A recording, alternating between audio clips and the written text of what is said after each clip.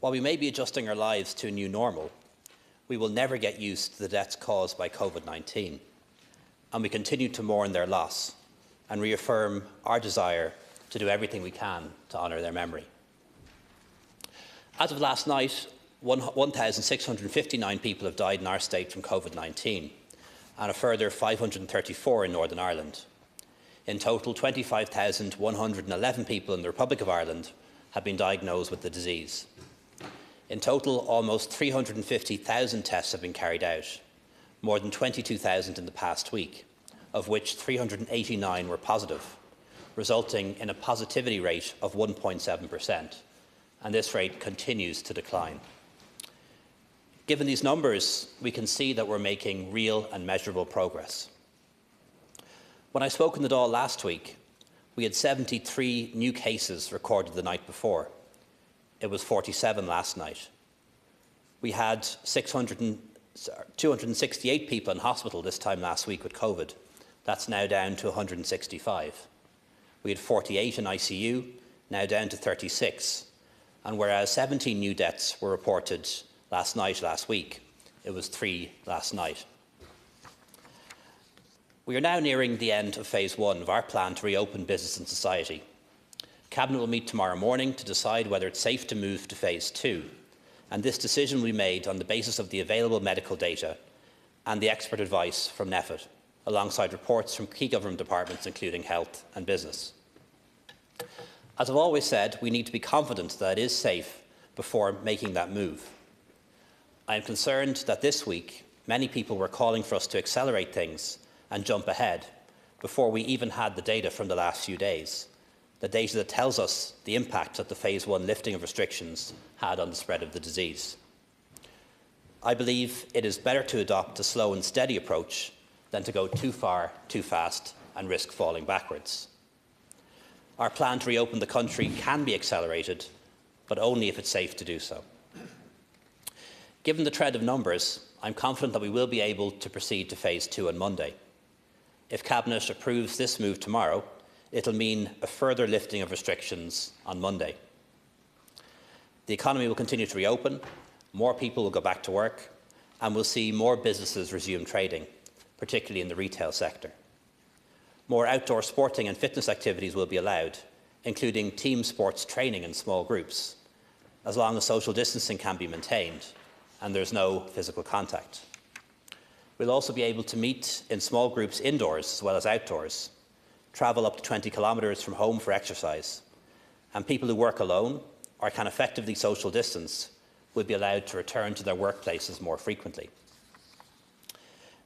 Ceann Comhairle, I hope that as the world returns to a new normality, we will see international air travel resume in the first instance through air bridges with countries that have suppressed the virus to a similar extent as ours. With air bridges, we can lift travel requirements if people are flying to or from another country where the virus has been successfully suppressed. This, however, is some weeks away, and it's far too soon for anyone to book their holidays yet. But summer is not yet lost. Amórach, déimhí an rialtas cinú ar cé acu a rachamíd ar aghaidh go céimeadó, dar blan chun éireann a oscailt. Beidh an cinú seo bunathe ar cordalaíos na sanolaithe go bhfuil sé slán sa bhailte. Ní thógfa míad aon risca má tá aon buail ann, agus impíimiid ar an bubble aon risca nach gá leis a cheachant. Ó seo amach tá súlagam go gcuirfimid go mór leis an lúfórtaíocht do cnocamar le ling na míana sicáte, agus go nóbróimid le céile chun éireann níos fearr a buint amach. Ní mór doing infrastructure sláinte feibli agus foláine a thógáil. A phreithniú a dhéanamh ar conas mar a sholáramíd cuaram do dhaoine éiste. An cur chuige tá a going maidir le tinnis san ionad oibre athrú.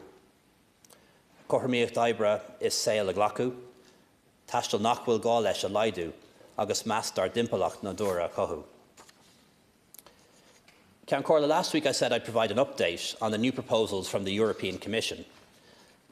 The post-2020 multi-annual financial framework will total €1.85 trillion over 7 years and will include a completely new €750 billion allocation for what's being called Next Generation EU. These euros will be used to protect lives and livelihoods, repair the single market and build a lasting recovery across Europe. It will be funded through one-off Commission borrowing on the financial markets as an exceptional response to the unprecedented circumstances we now face. I welcome the broad thrust of last week's proposals and will work with colleagues in the European Council to reach early agreement on a substantial front-loaded recovery instrument. This will reinforce the three safety nets of up to 540 billion for citizens, businesses and countries that we've already agreed. Every EU member state has been affected by this emergency, some more so than others. We need to kick-start economic and social recovery and get funds flowing to sectors and regions that need them most. To overcome the new challenges arising from COVID-19, the EU budget must also deal with issues which were vital to Ireland before the crisis, including CAP, cohesion, research and innovation. And I believe we must use this opportunity to set Europe on the right path for the future, building a greener, fairer, more resilient, digital and sustainable union. In doing so, though, we must be honest with the Irish people. We are now net contributors to the EU budget. A bigger EU budget means us paying in more, as well as getting more out. However, the value of our membership is incalculable in terms of security, access to the single market, European citizenship, and the cost-sharing gains from joint projects and joint programmes. It is money well spent.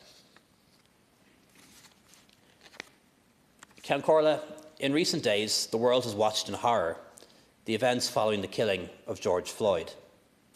It has prompted a palpable outpouring of emotion, spontaneous expressions of solidarity against the poison of racism. We've also seen genuine revulsion at the heavy-handed response in some instances towards peaceful protesters and journalists. And we've witnessed the absence of moral leadership or words of understanding, comfort or healing from whence they should have come. It is right to be angered by injustice. Racism too is a virus transmitted at an early age, perpetuated by prejudice, sustained by systems, often unrecognised by those whom it infects. Possible to counteract and correct for, but never easy to cure. The Ireland that I grew up in is a very different place to the one that we live in today. In recent decades, we've been enriched by racial diversity, people of colour who came here, and more born here. I believe we're fortunate to have a policing model that is based on consent, strict gun control, and an unarmed and highly professional police service of whom we can be proud, an Garda Síochána. However, we don't need to look across the Atlantic to find racism. We have many examples in our own country. Discrimination on the basis of skin colour is pernicious. Sometimes it's overt. Discrimination when it comes to getting a job or a promotion, or being treated less favourably by public authorities, including sometimes government officials. Sometimes it manifests itself in the form of hate speech online, bullying in school, name-calling in the streets, or even acts of violence. Sometimes it's almost innocent and unknowing, and all the more insidious. Little things, small but nonetheless othering. Being asked, where do you come from originally, because your skin or surname looks out of place. How often you go back to the country that your mother or father was born in. Being spoken to more slowly. Cultural and character assumptions made based on your appearance. Being made to feel just that little bit less Irish than everyone else. And sadly, this is the lived experience for many young people of colour growing up in Ireland today. We have come together as a country in this fight against COVID-19. So let us use that sense of solidarity and community so present in recent weeks to take on racism in our country too, and change the experiences of young people of colour in Ireland for the better. We can learn from the mistakes of other countries and make sure that we do not follow their path or be subject to their fate. Finally, Ceann Comhairle, as deputies will be aware, the pandemic unemployment payment expires on the 8th of June. A government decision on its future will be made tomorrow morning, but I want to give these three assurances to everyone currently in receipt of the payment today. First of all, it will be extended for months, not weeks. Secondly, nobody who was working full-time before the pandemic will see their unemployment payment cut. It will stay at €350 a week for those who are working full-time prior to the pandemic hitting. Some people who were working part-time will see their payment reduced, but their weekly payment will still be more than they were earning on a weekly basis before the pandemic. Thank you. Thank you, Taoiseach. Deputy Martin. Thank you, Ceann Comhairle. In the past 3 months, this pandemic has claimed the lives of nearly 2,200 people on this island. It is with their families and friends that our first thoughts must be today. And we must also remember the nearly 40 people who are today in intensive care units because of COVID-19. The progress of the disease in Ireland has been severe and in some areas worse than in most comparable countries. An unprecedented and rapidly evolving public health emergency leads to mistakes being made. And there is no question but that mistakes were made here and indeed in many countries. Once we are through the pandemic, we will have to take a deep and urgent look at the lessons we should learn. No full understanding will be possible until at least most of Europe reports that the immediate danger has fully passed. At that stage, we will be able to see a comprehensive like-with-like comparison of figures and the type of detailed scientific work which you need to explain how a single virus can have radically different impacts in different places and on different groups. It's important to say that from early March onwards, not only have hard questions from politicians and journalists been vitally important in challenging gaps, it remains so. As we know from the questions early on testing and PPE and so on, they were valid and they raised issues. As indeed, in my view, there should have been greater transparency early on in terms of the outbreaks, where clusters happened, and greater information given. Today, our focus has to be on having a substantive discussion about where Ireland goes from here and how quickly we can move to restore as much normality as possible. From the first moments of this pandemic, I and my party have been clear in saying that the primary consideration in policy must be to implement public health advice. However, we've also been clear in saying that there are many options possible while respecting this advice. And today, more than at any point in the past 3 months, the legitimate options for opening closed parts of our social, cultural and economic life are larger than ever. It is deeply unfortunate, in my view, that the government has settled into a kind of rigid approach to deciding on changes and steps. As predicted 3 weeks ago by most parties here, we have seen 3 weeks of on and off the record briefings about what might be done, all leading up to a high-profile announcement tomorrow to be followed by an already booked marketing campaign. I think this approach is, in my view, causing some difficulties, and people in every part of the country are now reporting confusion about what measures are actually in place. The habit of non-stop briefing of decisions yet to be made means that the difference between the headlines and the guidelines grows significantly by the day. We need a bit of reality in our discussions today, and when the Taoiseach tomorrow articulates at the press conference, I think we need to hear a far more comprehensive explanation of the current status of the pandemic and the detailed rationale for the restrictions which remain in place. Unfortunately, in a number of communities, we're seeing examples of restrictions being broken. Well-publicised situation in Cork, where a whole range of students have booked houses in a particular area of the city, College Road, Magazine Road, and quite significant house parties, leading to socially distanced protests from residents who've been living there. And this is happening at an alarming rate. And I think there's simply no doubt that compliance is fraying. And the biggest problem with this is that it's highly divisive. The majority continue to fully respect the guidelines, and the tension between those who ignore the guidelines and those who feel a threat to their health cannot be ignored. And in many respects, the restrictions are more onerous on those who are complying. There are people who want to comply literally with this and are. And then they watch others who have more or less dispensed with compliance of a lot of them. So the spirit of being in this together can only be protected if we get everyone back onto the same agenda. While we cannot be guided only by practice in other countries, it does fall to our government to explain the circumstances when the policies we are pursuing differ significantly from those in other countries. We are currently in the absurd situation where it is easier for an Irish person to plan a holiday in much of Europe than it is to plan one here. A range of countries this week signalled their intention to be ready to quickly lift travel restrictions, and their tourist industries have begun working on the assumption that travel from Ireland will be possible without quarantine before the high season. Yesterday it was announced that a review by the Minister, Shane Ross, that a review of the aviation sector will be prepared. This is welcome. What is borderline ridiculous, I would suggest, is that it's scheduled to take at least 5 weeks to complete. Smaller businesses continue to bear the brunt of restrictions, which remain severe on their operations, and where there is no clarity about whether or how they can survive. You take the hairdressing industry, for example. There's a lot of anecdotal evidence now emerging of a black economy developing, and people have just gone on doing it informally, and that the legitimate operators are being marginalised as a result. So I think greater engagement is required in relation to that. And I think there is a growing divide between a message which on the one hand says things are going well, and on the other hand tells us that Ireland is not yet ready to follow other countries.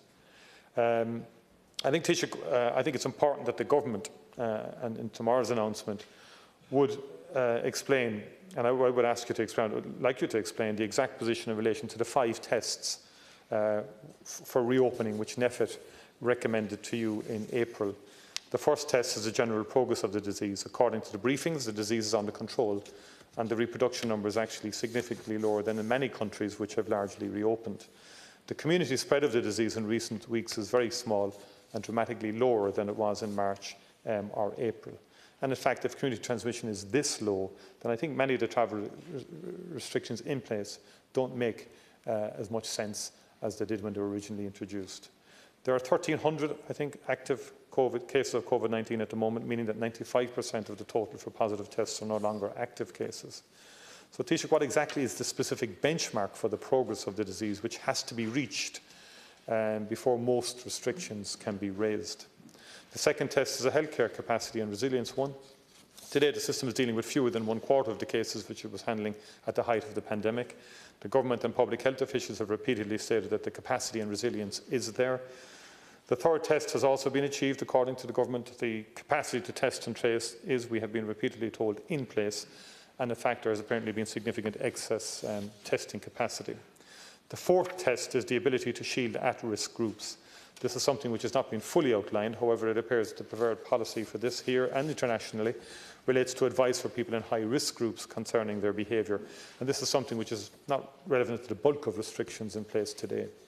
The final test, and increasingly one of great concern, is the risk of secondary morbidity, or people who may die because of other illnesses, which are caused or are not diagnosed or treated because of pandemic-related restrictions.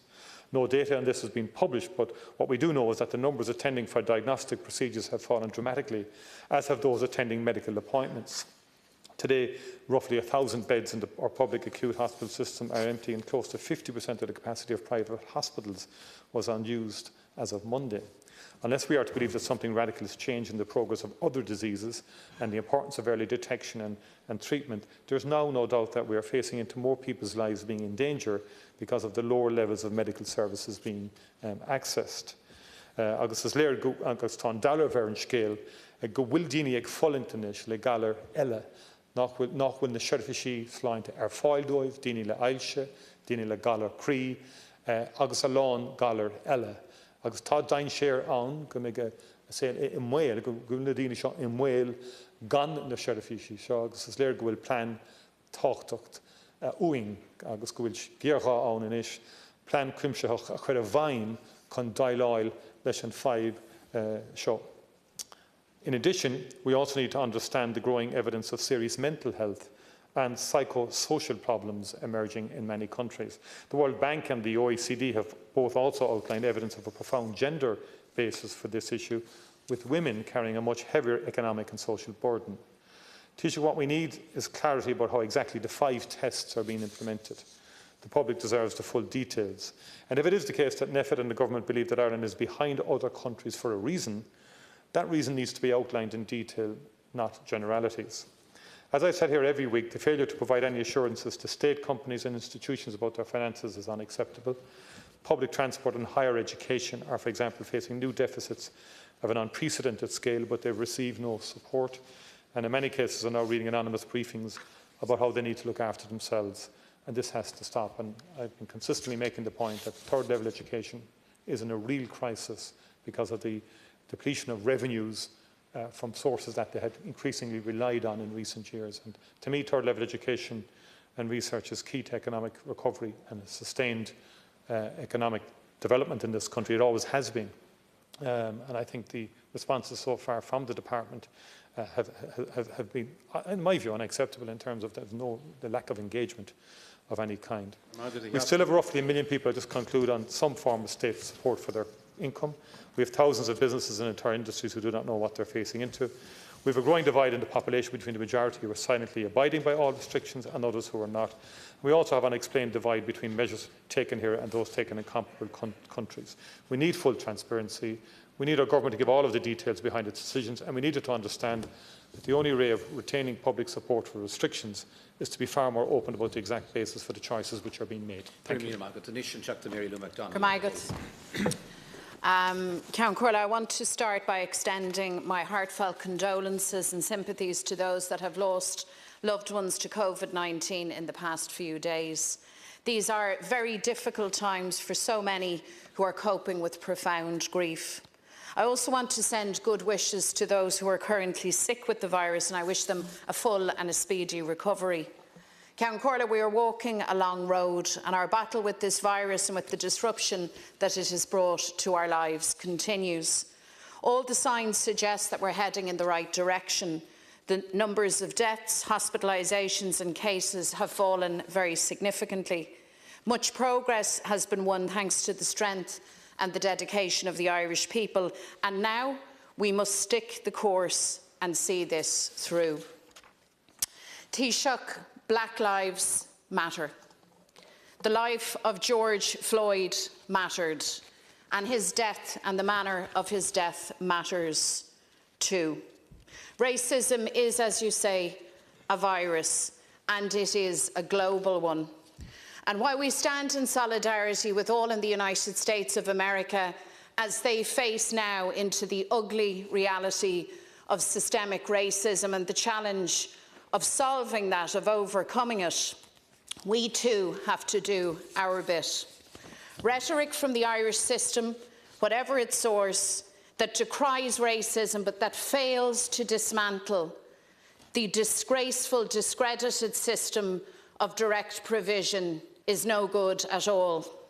Rhetoric that decries racism but still allows open, blatant discrimination and injustice against our travellers' citizens is of no good either, and would beg the response from all onlookers, physician, heal thyself.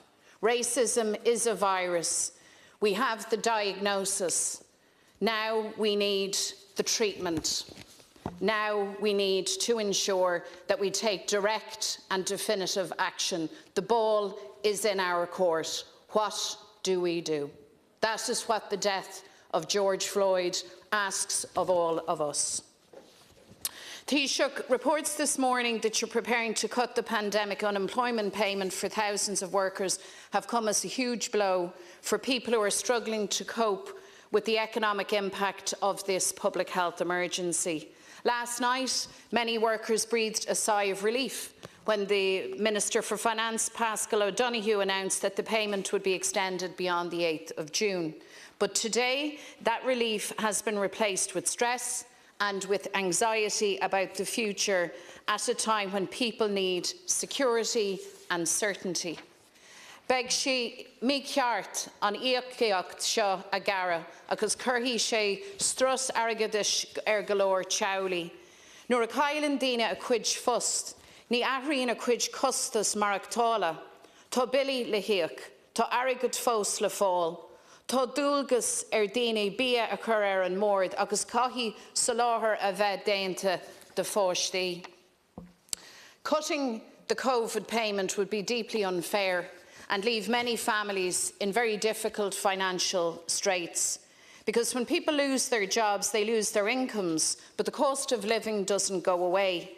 The electricity and the gas bills still have to be paid. Money still has to be found for the rent or for the mortgage. Food has to be put on the table. Children have to be provided for.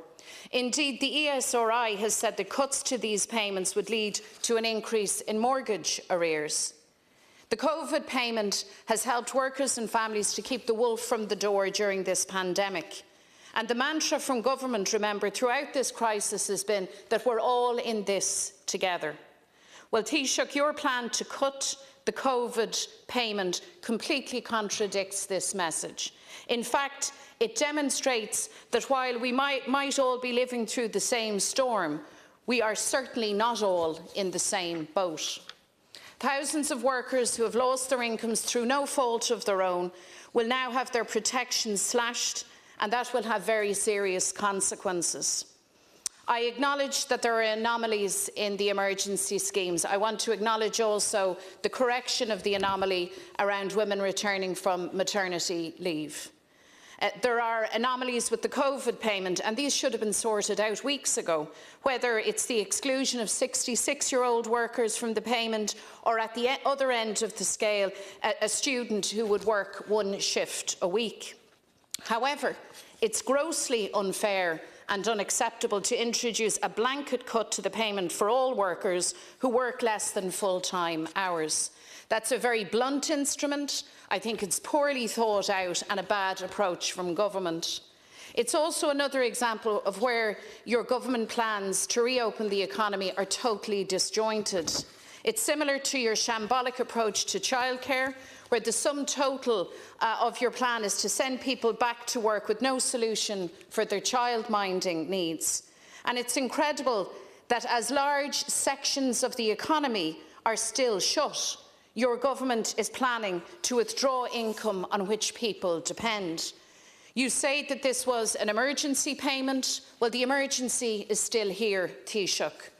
So this suggests to me that your government really doesn't have a clue, or maybe doesn't want to have a clue, about the pressures of ordinary people at this time.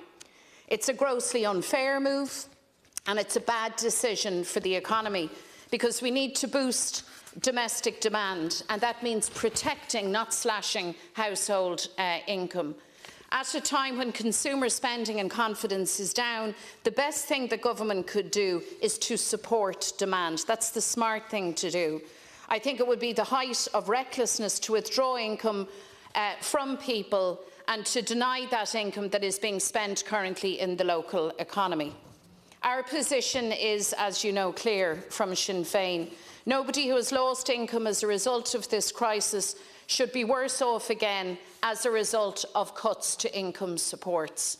And to ensure that this happens, we believe that the emergency COVID payment should continue until the end of the year. So, can you tell me, Taoiseach, are you really suggesting cutting payments to hundreds of thousands of workers by 40% overnight? Can you tell me what these proposals will mean for people working less than 40 hours, perhaps 35 hours a week? Can you tell me what's going to happen for seasonal workers who work one or two jobs for most of the year, but who were on less hours in January and February? What about them? Do you understand that the move that you're proposing to make will drive households into debt? Have you factored that in? Do you understand that such a move will undermine the repairing and the growth within the economy? What of the ESRI, who say that a move to cut these payments would cause mortgage arrears? Have those been factored in? Taoiseach, these workers and families should not have learned of your plan to cut their money, their income, in a newspaper. I really think it's the height of disrespect the way your government handles matters. The Minister for Finance reassures people that everything's okay on one evening, and then the following morning, all across a national newspaper is news that, in fact, no, your income is going to be cut. These are real families. These are real families in real time who have to really provide for themselves. And as we speak today, you have now caused incredible stress and an incredible grief for those families. So can you, in the short time available, answer those questions around seasonal workers, those working less than 40 hours, and what of household debt that inevitably will follow from the cut that you're planning? Thanks, Deputy. You've got it wrong. I'll be happy to set the record straight for you. But by getting it wrong, once again, you're the one who has caused stress for a lot of people who are in receipt of the pandemic unemployment payment today. It was a payment introduced by a government that I lead, €350 a week, a flat rate, one of the most generous in Europe. I stand over it. Contrast that to Northern Ireland, where Sinn Féin is in office and it's only £100 a week. Contrast that to Spain, where there are centre-left governments in coalition with far-left, where it's something like €125 a week. So I stand over that. As things stand, the pandemic unemployment payment is due to expire next week. Cabinet will make a decision tomorrow on its future, and I can give this assurance to anyone who's in receipt of the pandemic unemployment payment today. It will be extended for months, not for weeks. Anyone who was working full-time prior to the pandemic happening will not see their unemployment payment cut. They will continue to get €350 a week. Yes, some people who were working part-time before the pandemic will see their payment reduce, but they will still get more than they were getting on a weekly basis before the pandemic hit in February. So nobody's income will be lower than it was before the pandemic as a consequence of the decision that we make tomorrow. The position with seasonal workers remains unchanged. Deputy Eamon Ryan, please. Thank you very much indeed, Count Corla and Taoiseach. Our thoughts again with those who are ill in hospital or have lost loved ones to this pandemic, and it returns us to listening with respect carefully to medical and health advice at all times. Just reflecting back on this crisis, as I recall, maybe the first meeting some of our best experts on the health issue, if I recall rightly, in discussing it with them, what they were saying is that it was not going to be possible for us to completely suppress the virus, that to completely remove it. They then said, and if I recall rightly, was not something that's going to be we could do alone as a country. That we did need to suppress it so that our health service wouldn't be overrun, but the complete eradication or guaranteeing that there would be no further waves was not something that, it seemed to me at the start, on the agenda. And while, thankfully, we are several months later, we have seen that our health system hasn't been overrun, it still seems clear to me that it's going to be difficult for us, particularly given what's happening in our neighbours and our border arrangements with our neighbours, to completely suppress or to remove completely is something that would be very, very difficult unless some other vaccine or other development evolves. We're in a different situation to countries like New Zealand or others, but even there, one wonders how they would manage to completely isolate the island to be able to stop any further recurrence of the virus. But we have to do everything we can to minimise and to manage and to suppress in a way that, until a virus hopefully does come, the loss of life and illness to our people is minimised. That's absolutely accepted.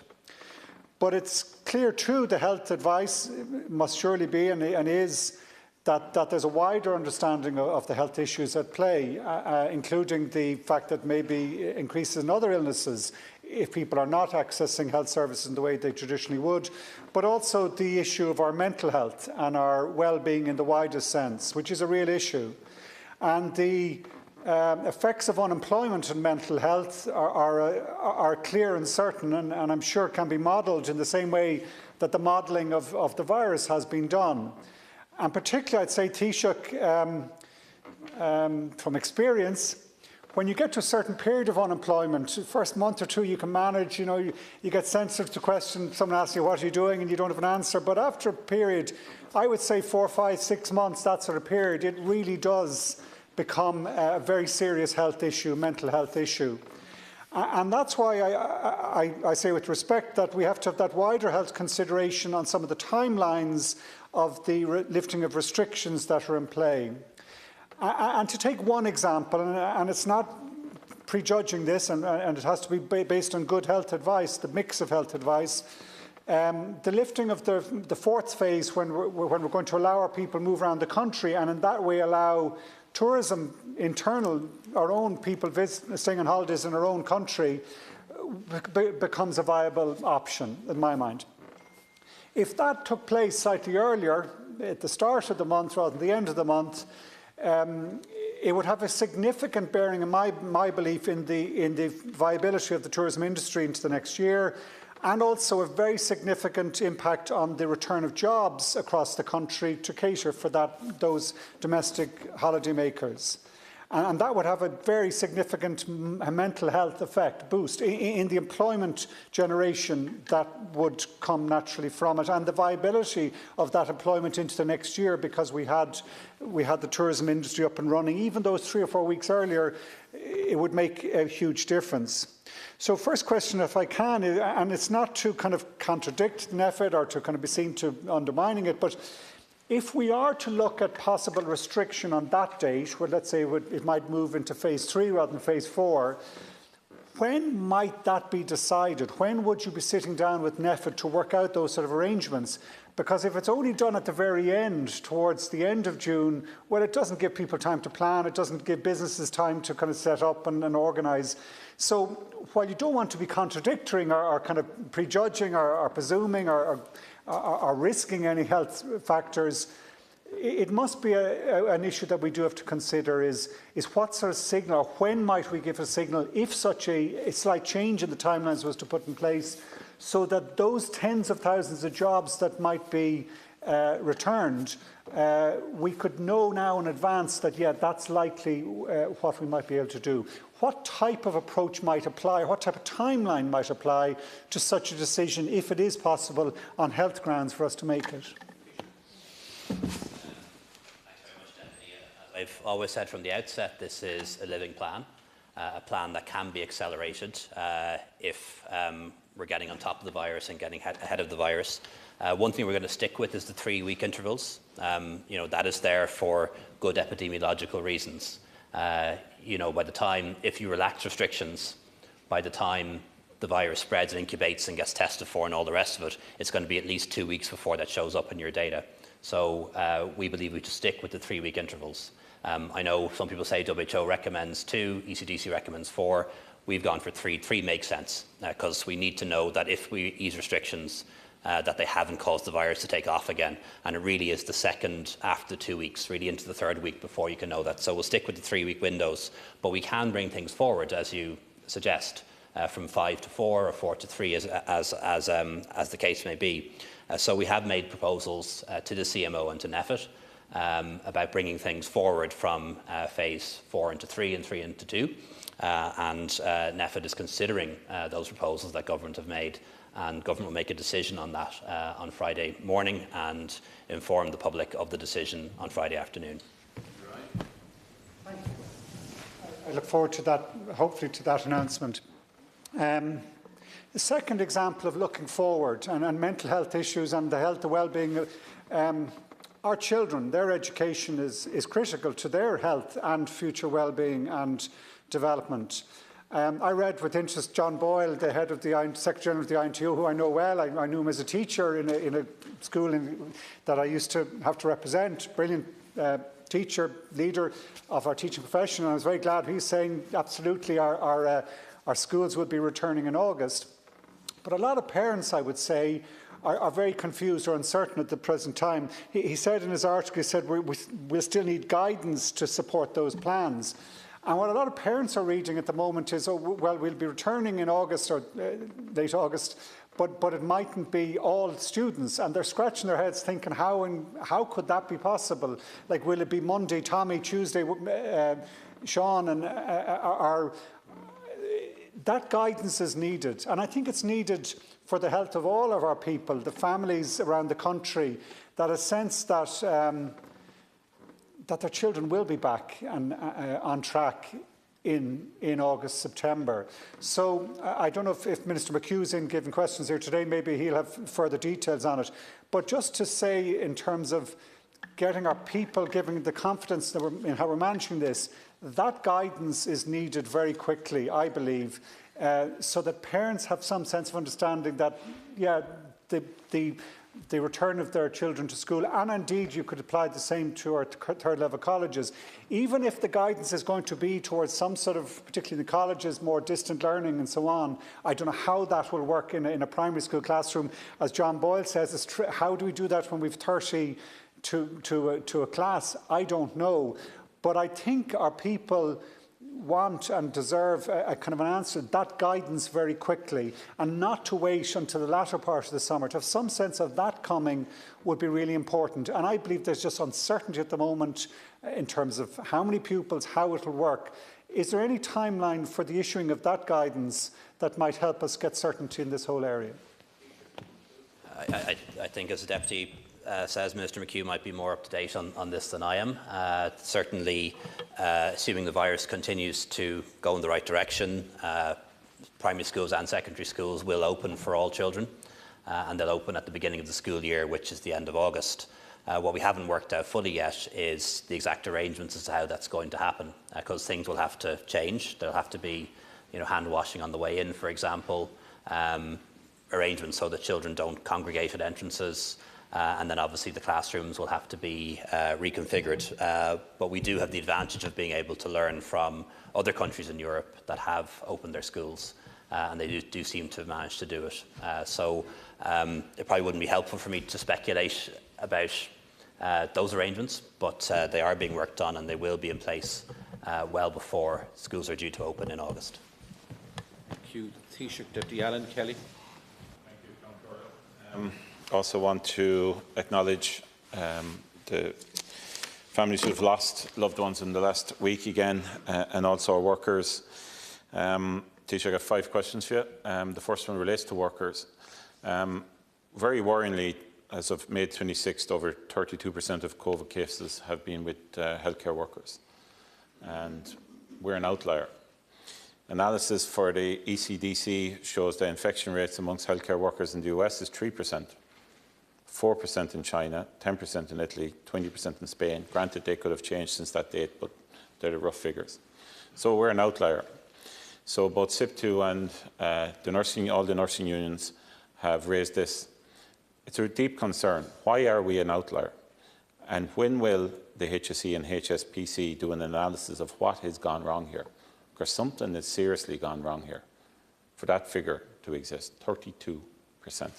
So will you commit to that analysis being done and published as soon as possible? Second issue is in relation to secondary healthcare. Where is the reopening plan from the HSE? It's been announced a number of times. One of the 5 key criteria is secondary morbidity and secondary mortality. Where's the modelling on this? I've been raising this now for a month. Where is the plan? Why hasn't it been announced? It's deeply worrying. Dr. Anthony O'Connor of the IMO said here in this chamber that conservatively we will have 1 million people waiting for appointments. And that's conservatively. 3.2 million people get appointments every year. So the government made a political decision in the last week not to renew the contract with private hospitals. Made a political decision not to look at purchasing private hospitals. So the political consequences of that is that we are going to have huge backlogs, increased morbidity and increased mortality. That is a political consequence of a political decision. So where is the plan? I want to see it, Taoiseach, no screening, mental health services, disabilities, communities, electives, a whole range of other areas. And we need to see the modelling and the plan for how we're going to deal with this. People are really, really regressing. Brings me to the roadmap, Taoiseach. I think people are getting ahead of the politicians, which is often the case. Professor Jack Lambert is right when he said we as a nation need to think rationally again. So we need to look at what is high risk and low risk. And while I accept what you said in relation to the 3 weeks intervals for data analysis, surely we should analyse and see, do we need 5 phases and instead have 4 phases? Because what we were looking at when we set out, or the government set out the 5 phases, And what we're looking at now is different. It's moved. We now know we have to live with this virus for a considerable period of time. And we can't put everything into hibernation, whether it's society, the economy, but particularly secondary health services, or secondary issues in relation to healthcare, which I've always raised. So will we look at the rigidity? And will you look at changing the roadmap into 4 phases? I also want to ask you, will you also look at the communication process, the daily briefings that are going on? And are they causing more confusion now? Because ultimately, at the very beginning of this, people would ask me, well, do we listen to the Taoiseach or do we listen to the CMO? Because at times, there can be different messaging. I always said you listen to the Taoiseach. The last few weeks, I've been saying you listen to the CMO. That's not the way our country should work. And if there are going to be daily briefings, can the daily briefings be about all public health issues, about the secondary morbidity and mortality, about all the issues in this plan that hasn't been launched yet? Because we need that. And I also think that the government needs to get in control of the message, because when there are contradictions between what official NEFID is saying through the CMO, through what the government is saying, and then we have a range of public health experts, all very eminent, who are making their own different pronouncements, then that reads confusion. 2 other issues, Taoiseach. In the pandemic payment to young people, 135,000 people from the ages of 18 to 24 are on the COVID payment, many of them working in very low pay in hospitality, tourism and retail. And your decision is actually going to strike at a whole cohort of young people in this country. And it's not right. It goes against what people are doing across other jurisdictions as regards trying to ensure that there is finance out there. But particularly, it's a slight on young people. They don't have the same opportunities for jobs because of where they are in life. And many of them, by the way, would have moved into full-time work only for the time of when COVID hit. So they're being discriminated against. And please don't do this. As far as I'm concerned, as far as the Labour Party is concerned, this is discrimination. It's ageist. It's against a whole sector of our community. And finally, Taoiseach, black lives do matter, and we don't have to look far in this country for discrimination and racism. And Taoiseach, will you commit in relation to yourself and the current government or your party that we will end direct provision as we all know it now? Because that is the real discrimination, the real racism that is going on in this country, as I'm sure you'll acknowledge yourself. It has to end. We all have to make sure, collectively, politically, we end it. What's going on in Milltown Malby at the moment in relation to the standard of food people are eating, in relation to leaks coming through the roof, in relation to the fact that people can't even leave where they are because they have no form of exercise in the area, it's not humane. So, Taoiseach, will you also commit to that? Thank you. Thank you, Deputy Kelly. Taoiseach. Thanks very much, Deputy. Just in relation to those young people who were working part-time before the pandemic and lost their job as a consequence of the pandemic, the changes that we made tomorrow will ensure that those young people are no worse off than they were before the pandemic. But the most important thing for those young people, though, I think, is not the pandemic unemployment payment, it's enabling them to get back to work. And the fact that the shops will reopen next week will allow a lot of them to go back to work. And let's try and get hospitality, tourism, hotels open as quickly as possible so they can get back to work too. And that's the solution to this, in my view, isn't extending welfare payments forever. It's enabling people to go back to their jobs and get back to work and earn more than they did before. As I think Deputy pointed out correctly, 32% of the cases have been among healthcare workers, and that is a very high rate. But I think it's important not to misunderstand it. 32% of COVID cases were healthcare workers. It's not the case that 32% of healthcare workers had COVID. It's about 7%. So about 7% of healthcare workers contracted COVID and tested positive for it. 93% didn't. So I think sometimes that's misunderstood in the way it's reported and spoken about. We don't know why that is. Part of it might be down to a lot of testing. We're one of the very few, if not the only countries in the world that tested all the staff in our nursing homes. So that might be part of it. And of course, healthcare workers can pick up COVID anywhere, just like anyone else does, at home particularly if they're living with other people in the shops and also in the workplace. And yes, I agree analysis does need to be done about it, and I can't commit to that, but it's not an analysis that will be easily done or may not actually come to any conclusions, but it should be done nonetheless. In terms of the plan to resume normal healthcare, that is being developed by the HSE. I understand it is due to or has just gone to the HSE board, and until it's approved by the HSE board, it won't come to government. On the whole issue of the daily briefings by the CMO and his team, I think that the briefings by the CMO and his team are very good. I think a lot of people find them very informative. I know different countries have adopted a different approach. Across the water, for example, the daily briefings are always led by a minister or the Prime Minister. I actually prefer our approach here, where it's led by the CMO and led by medical experts. I think that's a better one. And I did see across the water, where the CMO or where an expert was asked an opinion, the politician stopping the expert from answering the question. That's not my approach. And this government has never taken that approach of saying that, we don't want to hear the experts now. They get their own press conference every day, and I think it's a good thing that is the case, and will continue. Not forever, but it will continue. Just in relation to direct provision, I absolutely accept what you say. A lot of direct provision accommodation is substandard, and that needs to change. Some of it's a good standard, own door self-catering. Some of it is a bad standard, and that absolutely needs to change. And certainly the last government tried to do that, and the next government, I think, if I'm part of it, will want to do that. But I think we need to understand the difference between direct provision and a man who was killed by the police by having somebody step on his neck. Direct provision ultimately is a service offered by the state. It's not compulsory, it's not a form of detention, and involves people being provided with free accommodation, food, heat, lighting, healthcare, education, and also some spending money. It's not the same thing as a man being killed by the police, but it is substandard accommodation in some cases, and yes, that does need to change. Deputy Roisin Shortall, please.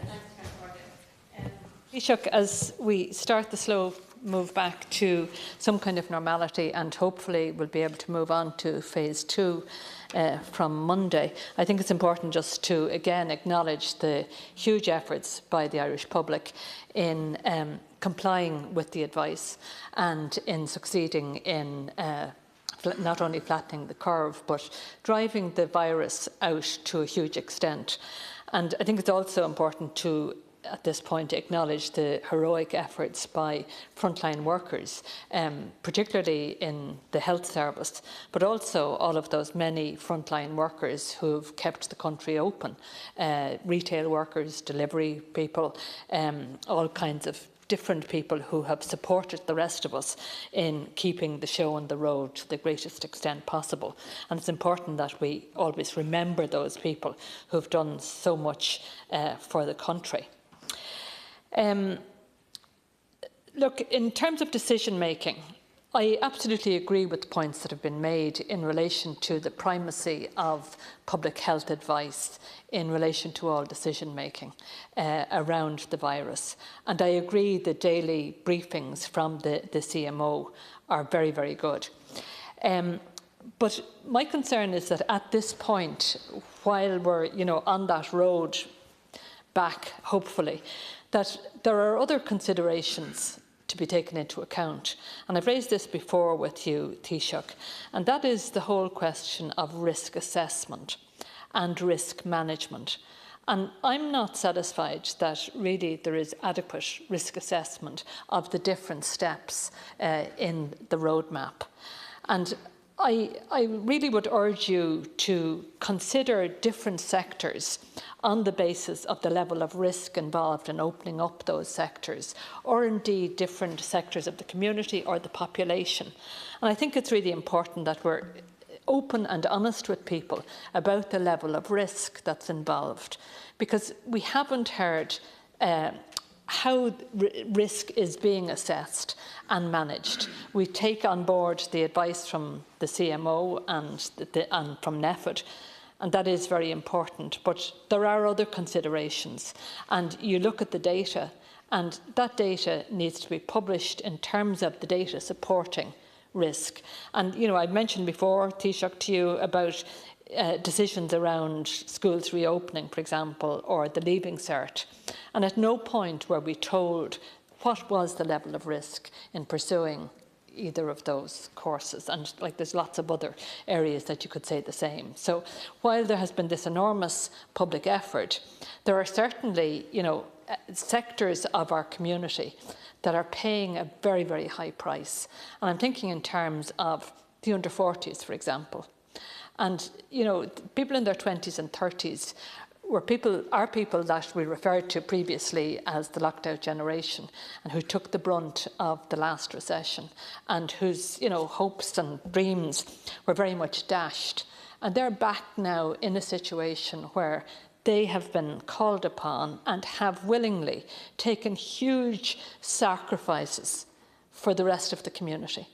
And I'm, really concerned about the fact that it hasn't been spelt out to that generation, the 20s and 30s, about how they can resume some kind of normal life, and that, we prevent against a situation where there's a very substantial double whammy in relation to that generation of people.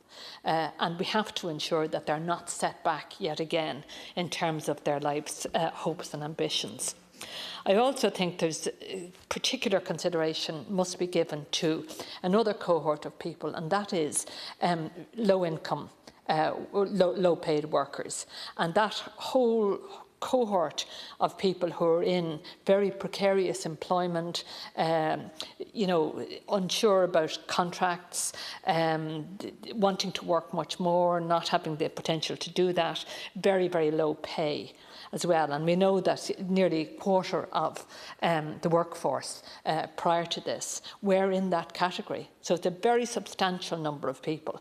And they are people now that we know are taking also the brunt of the shutdown of the economy. And it was interesting just to see the Department of Finance figures yesterday, which pointed to a situation where tax receipts weren't as low as had been expected, indicating that in the main it's people who are better off, people who are paying higher levels of tax, who have retained their employment, indicating that it's, predominantly people at low levels of income who have been worst hit by the close down of the economy. And, I think it is absolutely critical that we are mindful of the potential for a huge increase in the levels of poverty going forward. And that's why I would have to express concern at what you said today about the withdrawal of the pandemic payment. It's a very blunt instrument, Taoiseach, that you're talking about here this morning. Maybe there's, it is more refined than you indicated. But if you're only guaranteeing the €350 payment for people who are working full-time, then there's a lot of people that are going to be between the level of €203 and €350 who are likely to lose substantially, increasing the level of poverty.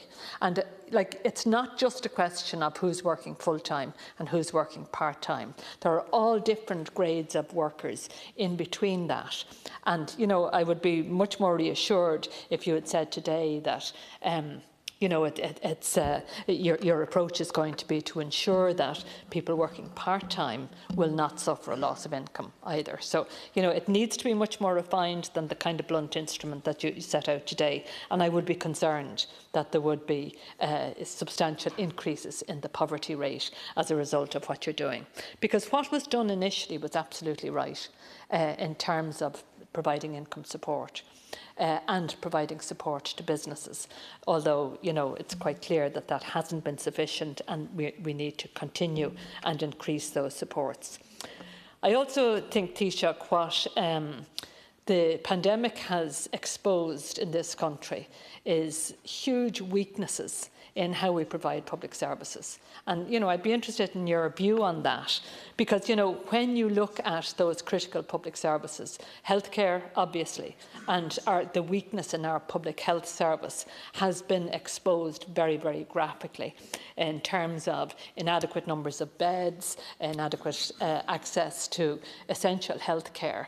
I mean, all of those weaknesses have now been exposed, and I just wonder what lessons have been learned in that regard. And it's not just in terms of hospital care. When you look at elder care, again, the over-reliance on nursing homes, the model of care, the approach that has been taken to, you know, private sector, a privatised model of care, for-profit model of care. And again, you know, huge weaknesses associated with that, exposed due to the appalling occurrences within our nursing home sector. So it's that area, the whole area of mental health and the weaknesses there, and what has been exposed by this pandemic. But also when you look at childcare, for example, again, the privatised model, which has made it so difficult to reboot our services and to have a coherent response to the demand for childcare. But also you look at, you know, lack of access to affordable housing. You look at the whole area of direct provision and the kind of inhumane situation that there is there, again exposed by this virus. And, you know, while you said there you recognise that it's highly unsatisfactory and inhumane type of service that we're working, that we see, this is the privatised model of care that your government has promoted and has stood over, and which has shown as is hugely fragile and weak, and has not been able to respond to the crisis situation.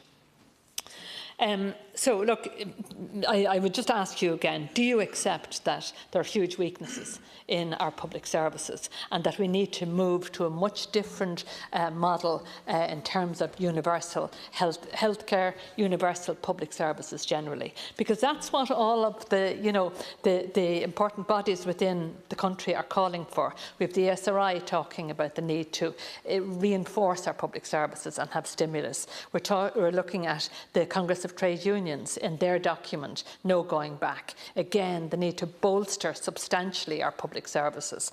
You look at what IBEC are saying, and the need to ensure that we have universal public services, as indeed modern Northern European countries in particular have, but right across Europe. So, you know, that is the question. Do you accept now that our public services, in the manner in which your government and the last government have provided those services, are wholly inadequate in terms of meeting the needs of the public? Thank you very much. Thank you. Deputy Boyd Barrett. Thanks, Chair. Time for Deputy Barrett. Question and answer format. Taoiseach, Black Lives Matter, and racism, I think, is not so much a virus as a poison deliberately administered. George Floyd was a victim of a murderous, brutal and systemic racism that was deliberately stoked up, encouraged and escalated by the billionaire Donald Trump, who uses racism deliberately, as even General Mad Dog Mattis has admitted, to divide and rule, to deflect away from economic and social injustice and to set people against one another.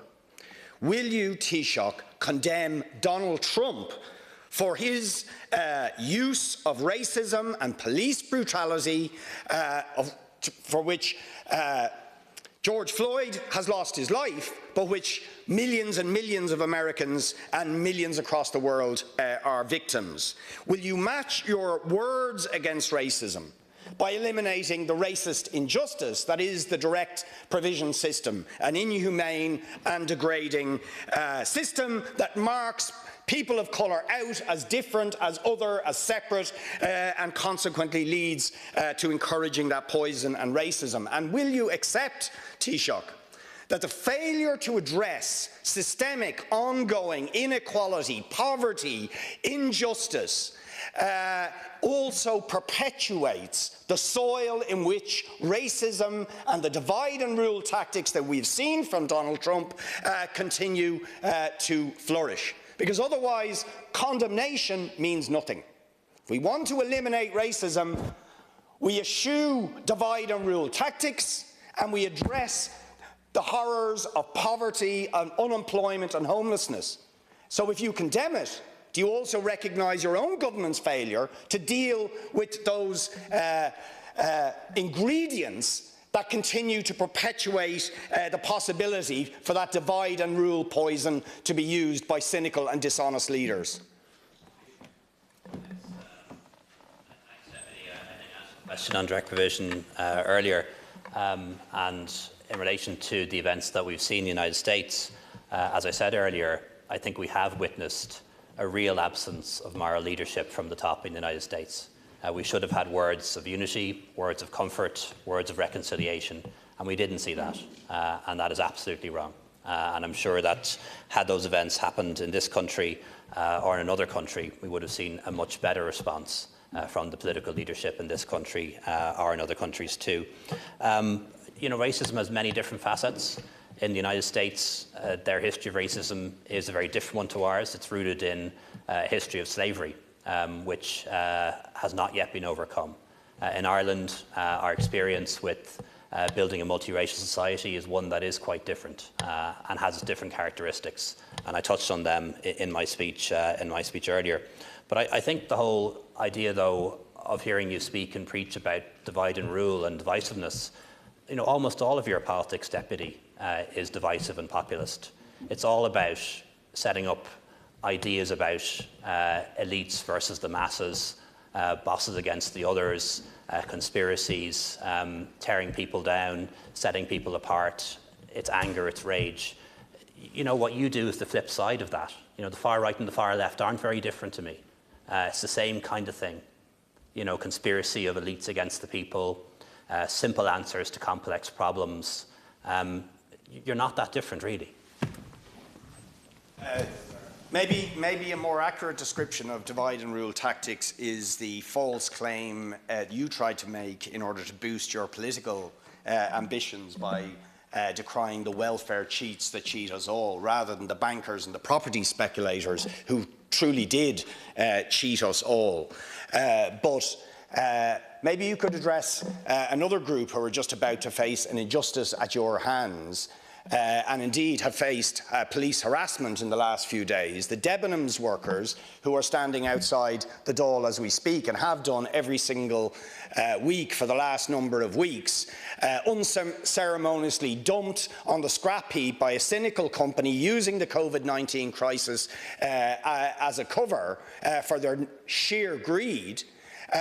Who are fighting for decent redundancy terms, who want to be at work, but, and this is critical, many of whom are women part-time workers now on the COVID-19 payment.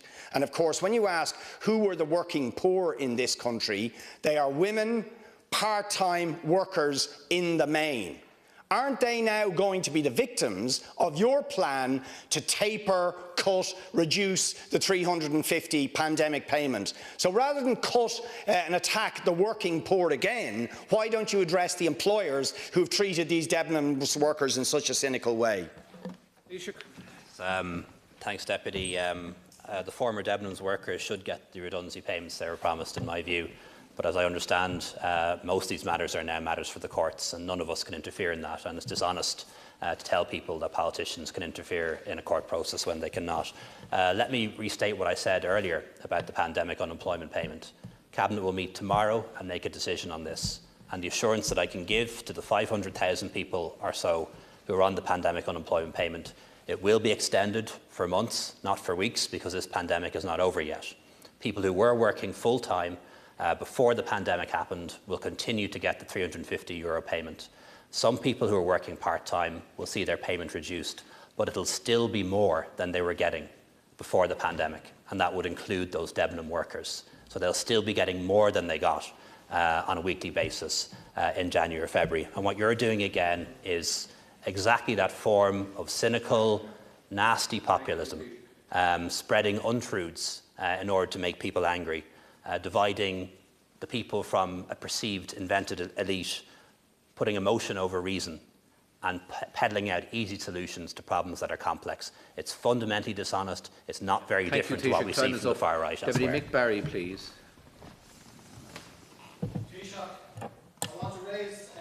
some points about the intervention of the Garda in an industrial dispute.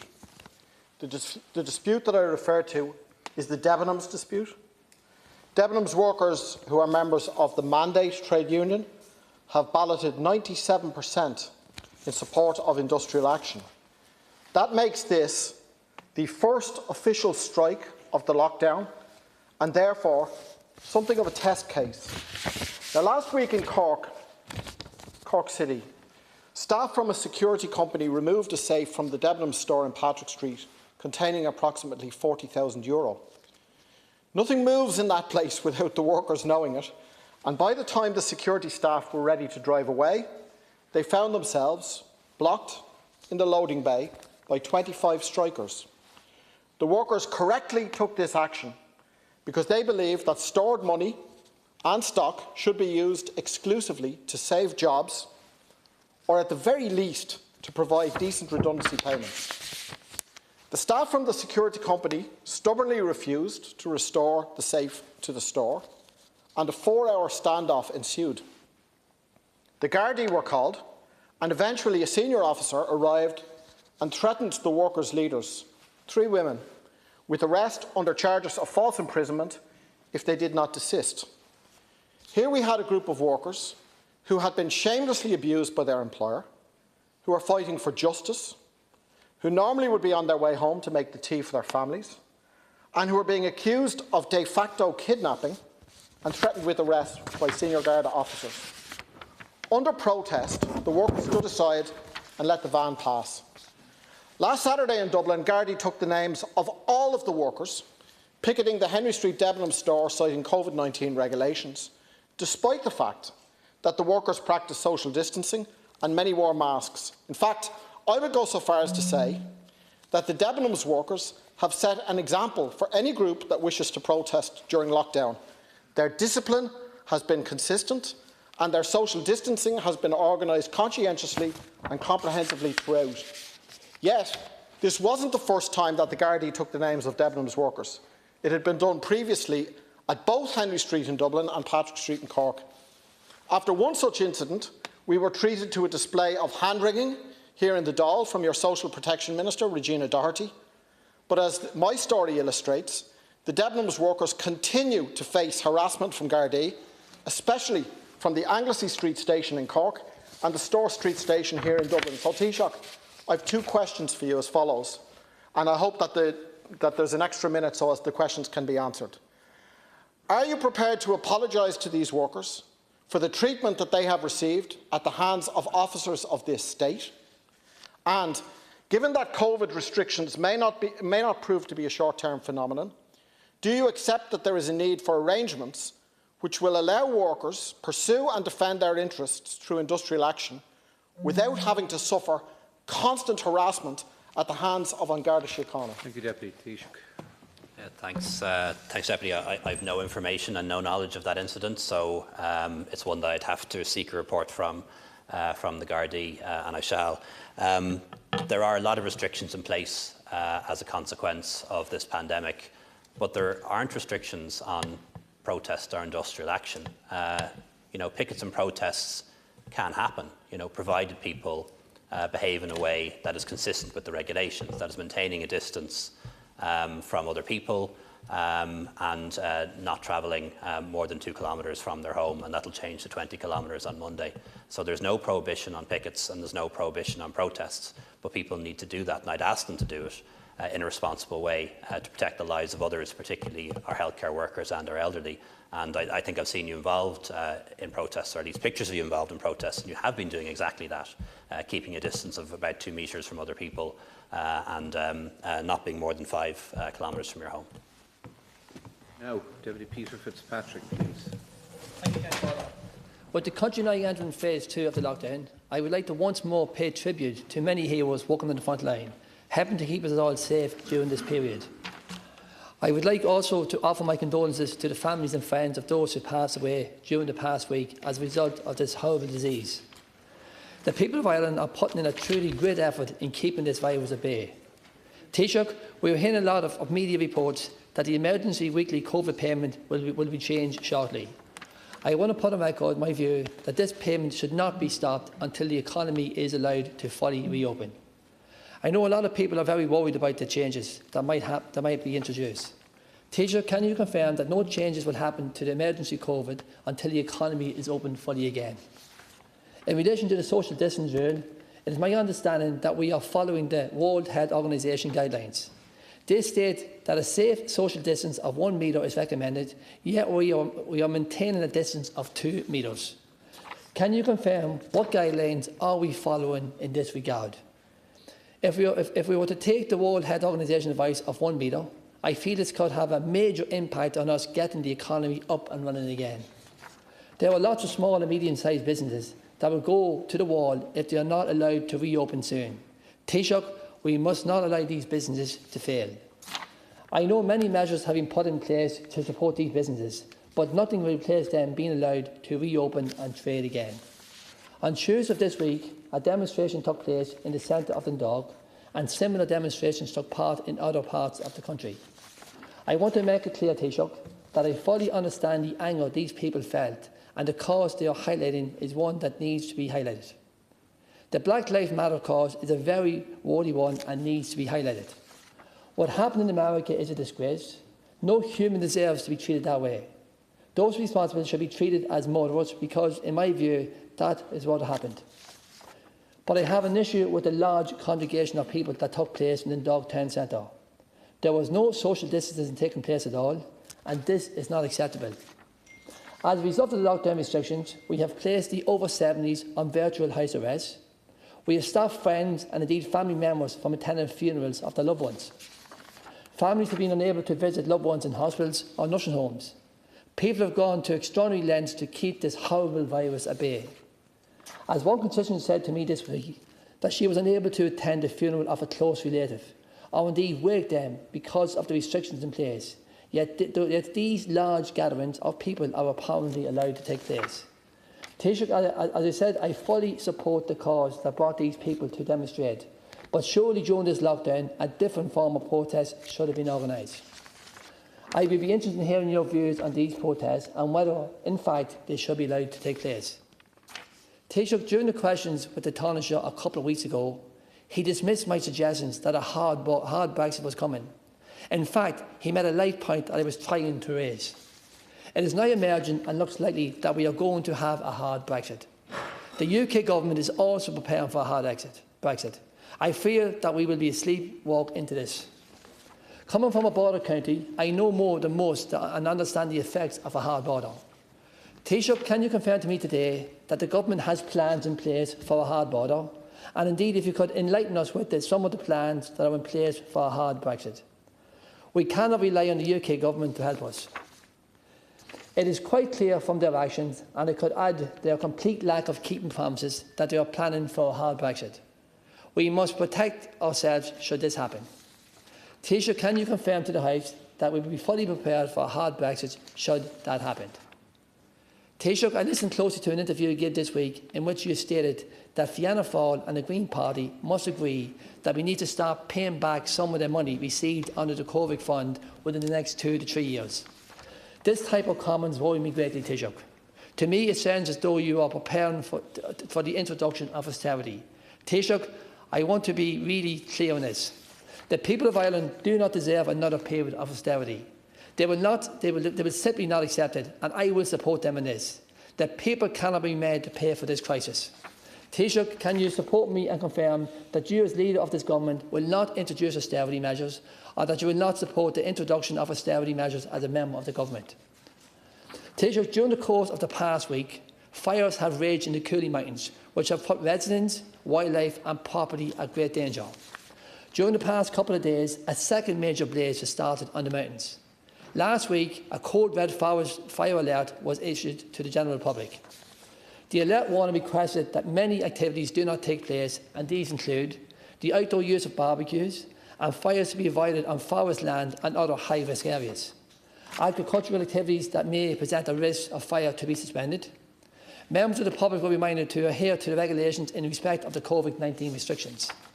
Vehicles should not be parked near site entrances so that they won't impede in emergency services. forest owners and managers and other relevant authorities to implement fire patrols to exclude all fire activities. Taoiseach, it is quite obvious that the above advice was ignored by certain members of the public. It is understood that the fires in the Cooley Mountains were caused by a campfire. To make matters worse, vehicles were parked at the entrance, which prohibited the fire services from attending these scenes. The damage to properties and distress to residents and indeed wildlife that these fires have caused is disgraceful. Taoiseach, I want to know what powers do the authorities have under a code red fire alert to bring action against these people who have caused so much damage to the Cooley Mountains? Can any action be brought against those responsible for this reckless act? If no action can be brought, then surely we must look at introducing legislation that will allow changes to be brought in for this type of reckless behaviour. It is simply not good enough that anyone to issue a red alert and hope everything is okay. We need to back up alert with real powers. Taoiseach, to conclude, if you could answer the following questions. What power have the authorities under a code red forward alert to bring action against those who ignore the alert? Confirm that no changes to the emergency COVID payment will take place until such time that the economy fully reopens. Confirm that the government has proper planning in place for a hard Brexit. Confirm whose guidelines we are following in relation to social distances, and if we are not following the World Health Organization guidelines on this, on what basis are we not following their guidelines? And your views, and also your views on the large public gathering that took place in Dundalk and other areas this week under the Black Lives Matter protests. And also, can you confirm that you are not planning to introduce austerity measures in order to repay the emergency COVID funds? Now, Taoiseach, I appreciate you can answer many questions you can. If you can answer all the questions, I appreciate them right now. Thank you. Thanks, Deputy. I've answered the questions on the pandemic unemployment payment already, so perhaps I'll answer some of your other questions. Deputy, I'm totally opposed to reintroducing austerity measures in Ireland. There is nothing I would hate to see happen to our country more than having to experience more austerity budgets. But let's not forget why we had austerity in Ireland 10 or 12 years ago. It wasn't because the economy collapsed. It wasn't because the banks collapsed. It was because we lost the confidence of the financial markets and couldn't borrow anymore. That's why austerity happened. We couldn't borrow money. Had to go to the IMF, and the IMF said, we're the lender of last resort, and we're only going to give you money if you fulfil these conditions, and those conditions were austerity. So how do we end up in austerity again? We end up in austerity again by putting ourselves in a position that we lose the confidence of those financial markets, and that is by borrowing more than we can afford to pay back. So that's the basic point. Austerity happens not because the economy collapses, not because the banks collapse, but because you lose confidence of the financial markets. And how do you lose the confidence of financial markets? By borrowing more than you can afford to pay back. Because people then won't lend you any more money. It's as simple as that.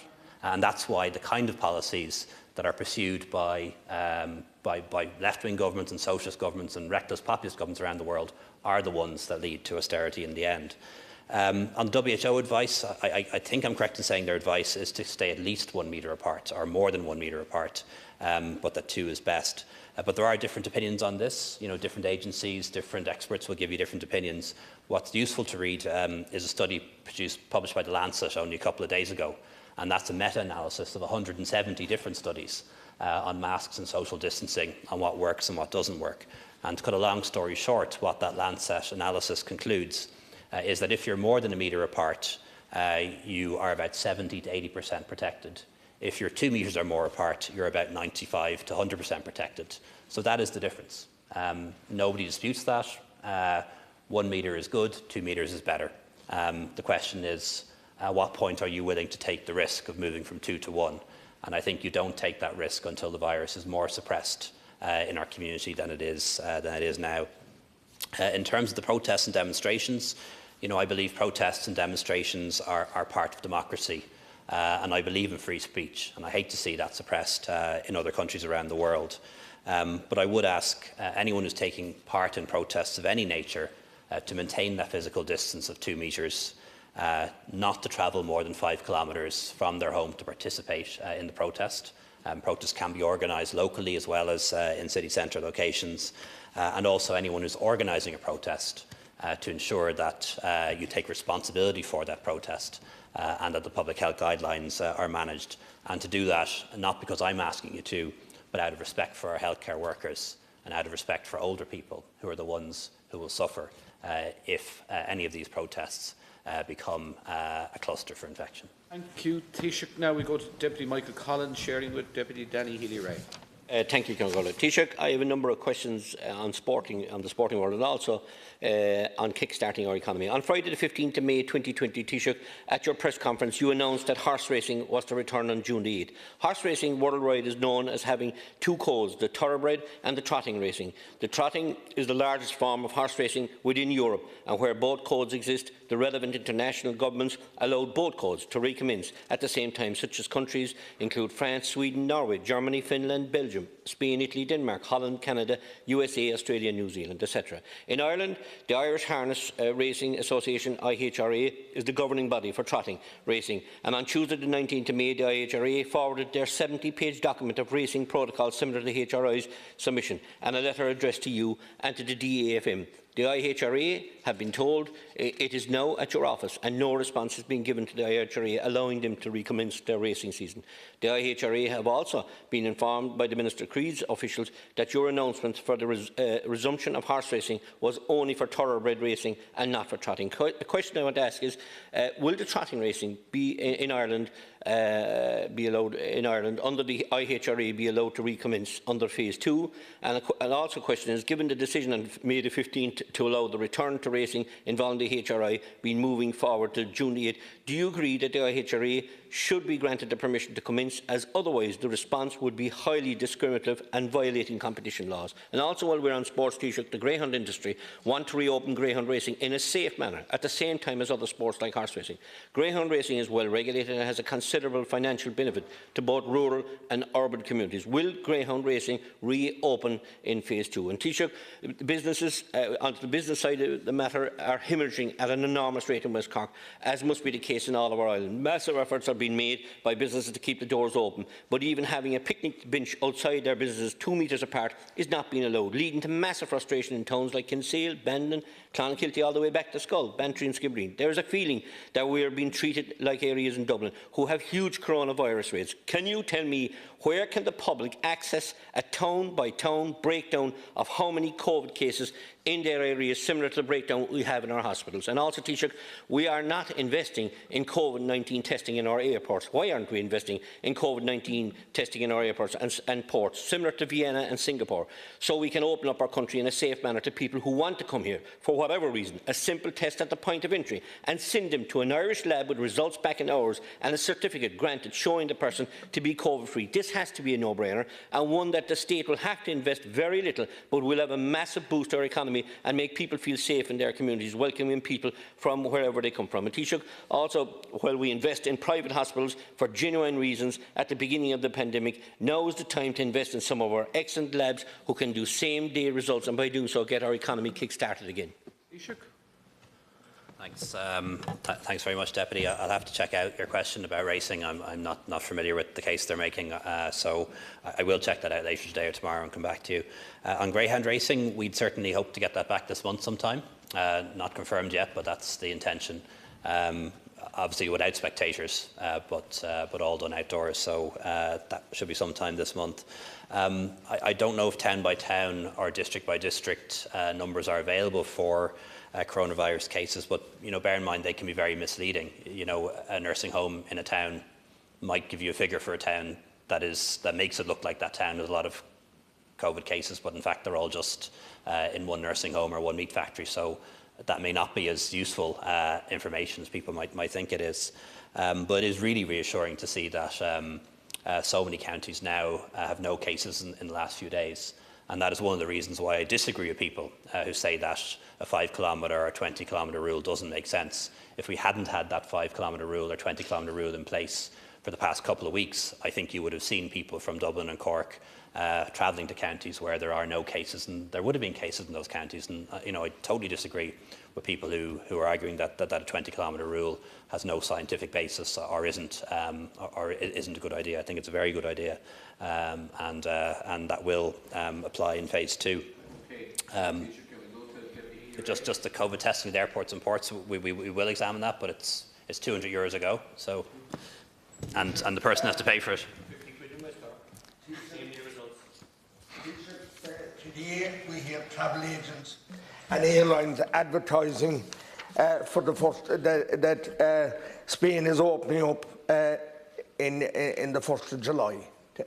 So, in that same vein, I'm calling on you, Taoiseach, to open hotels and pubs the same day as restaurants and cafes on the 29th of June, and to give the tourism industry in places like Kerry, places like Killarney, Dingle, Carlsavine, and right around the Ring of Kerry, the chance to avail of a few weeks, because we all know, and we're hoping that the schools go back the last week of August, so you're only talking about 6 to 7 weeks. If you don't open them till the 10th of August, it's over then, it's gone then for this year, and many places will just not open. We need businesses and pubs, businesses operating to create jobs and incomes. And to do this, we need to adjust the 2 metres down to 1 metre. The WHO, who we gave an awful lot of money to, over 9 million, suggest that 1 metre will do. And you see, the programme for government should be about getting your economy back up and running. And indeed, it seems to me, for the last number of months, until this week, it's been about climate and climate change. And the fact is that our emissions are only 0.13 of 1% in the whole worldwide context. Most businesses and SMEs will need grants to get them up and running. They'll need a cash injection like Germany. Bus and coach tours need guidance about seating. Indeed, yesterday we heard from a tour operator that they're about trying to sell tours for 2021. But it's not clear how many people will be allowed to sit on a 50-seater bus, indeed a 30-seater bus, or a 16-seater bus. And it's not fair on these people that are getting no guidance. Someone, somewhere, somehow should be able to tell them and guide them along as what will be acceptable. I want Fine Gael and Fianna Fáil not to block Shannon LNG and not to cave into the Greens. They don't need any money from government, and they create an awful lot of jobs. And we do need a second gas source. And Taoiseach still have not addressed the need for COVID payments for seasonal workers, and indeed over 66s who really needed to be brought up to the COVID payment from whatever they were. They were not looking for it on top of what they were getting, 350, just to bring them up to the 350. Indeed, farmers are not getting much encouragement or assistance at the present time. You, Taoiseach, advised to cut down on eating meat. Minister Creed says we can't stay farming like our fathers did, even though that he's farmer, and everyone around my side of the country even recognises that Donald Creed, God be good to him, was a fierce farmer and landed up here one morning after milking his cows, and the place wasn't still opened here. The Greens want to just sow seeds in window boxes, south-facing. They say we shouldn't cut turf. Some other genius are saying that we must block drains and make land useless after all the hard work, and some of which was actually granted. The Greens now, we hear, want no more planning in rural areas, only towns. They want to build lay-bys and build no more roads. Indeed, in relation to the lay-bys, we had plenty of lay-bys in Kerry, but they were grand for lorry drivers to pull in to have their rest breaks, but they were closed and blocked because it was felt that travellers would camp there.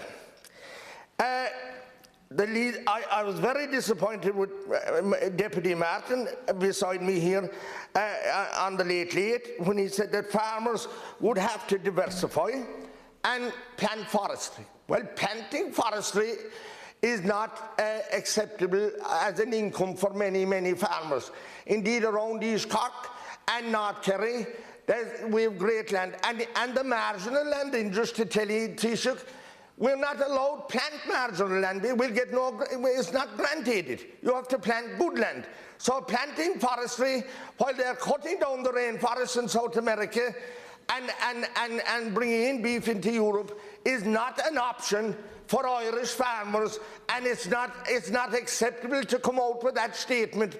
And I'm really disappointed with the leader of Fianna Fáil and yourself, Taoiseach, and your entire government for the non-assistance that you have given farmers over the last 4.5 years. Thank you very much, Deputy. Now we move to the independent group, where Deputy Pringle is sharing with Deputy Harkin. Please. Taoiseach, Black Lives Matter, and it's good to hear it talked about and spoken about here in the House today. And there's no doubt that the type of racism that we've seen in America doesn't apply here, and that's very welcome, and there's no doubt about that. But racism is here, as you have acknowledged earlier on. And we've seen racist talk here in this House. And we've seen it in the chamber in this House by TDs, but we've also seen it during election periods where TDs get elected and using the race card in order to curry votes for themselves, against travellers and also against black citizens and residents of our state. So, Taoiseach, I'd like to ask you just, would you agree that the system of direct provision, as it operates here in this state, actually adds to that? And adds to that sentiment across the state, and that's, I think, it's very different than the question that had been asked earlier on, and I would like you just to reflect on that. Also, Taoiseach, then there has been a lot of rumour and speculation around the reopening dates, and we have a lot of discussion of it here today as well, in what we've talked about. But I would like to just touch on the issue of the 2 metre and 1 metre separation distances that you have mentioned earlier on as well, and particularly in relation to small restaurants and how they can actually afford to actually meet the requirements. Indeed, a lot of small restaurants that I've been talking to, and that won't be able to open, or they won't be financially viable to open at a 2 metre distance, but it could actually make it at the 1 metre distance. So I'm just wondering how restrictive that is, and how committed you are to the 2 metre distance. And because I think restaurants and that need to be able to plan and start planning now as to when this distance may be lifted, so that they can actually spend money to make sure that they're in place. And I think the bigger disaster for them would be for them to go ahead and plan on a 2 metre distance to discover in 2 weeks' time or 3 weeks' time that it's actually the party or the government is going to reduce it to 1 metre instead, and I think that would be worse. So I think the way that they need to highlight clearly the decision now, that it's going to, if it's going to stay or if it's going to be reduced, or when a clear indication of when you're going to actually make the final decision in relation to that. So I'd like to address that issue as well, please. Thank you. Taoiseach. Thanks, Deputy. I think, as I mentioned earlier, direct provision is very often substandard. The kind of accommodation that we want is at the McMahon standard level, where it is self-catering and where people have their own door, and much of direct provision is substandard, and that needs to change. We have brought in good examples of accommodation in the last couple of years, but obviously that whole programme needs to be accelerated by the next government. Does it add to racism or not? I hope it doesn't. I know lots of communities have welcomed accommodation centres in their towns and in their villages, and have set up Friends of the Centre groups, for example, and it's been good to see that. So I don't think it always fuels racism. What would the alternative look like? The alternative often put forward is that there should be purpose-built accommodation built by the state to house asylum seekers, or built and provided on a non-profit basis by affordable housing bodies or charities. I think you'd run into the same problems in communities. That may well be the right model to go down, but the minute that planning application goes in, I guarantee you would see objections, you would see the public meeting, you would have people coming up with all sorts of reasons why they didn't want this purpose-built, own-door, state-run accommodation centre in their town or village. So would it be any different in terms of the reactions we get from local communities? I don't know, and I fear it wouldn't, actually. In terms of The 1 metre, 2 metre issue, as I mentioned, you will hear different advice from different bodies. You'll hear different experts say different things. But the best piece of information that I've read on this is the Lancet paper published the other day, which is a meta-analysis of about 170 different studies that look at issues like social distancing and masks. And what that says, in simple terms, is that being more than a metre away, that's just more than a metre away, a metre and a bit maybe, gives you protection of about 70 or 80%. Go to 2 metres, it's closer to 95 to 100%. So if we go from 2 to 1, it is a risk.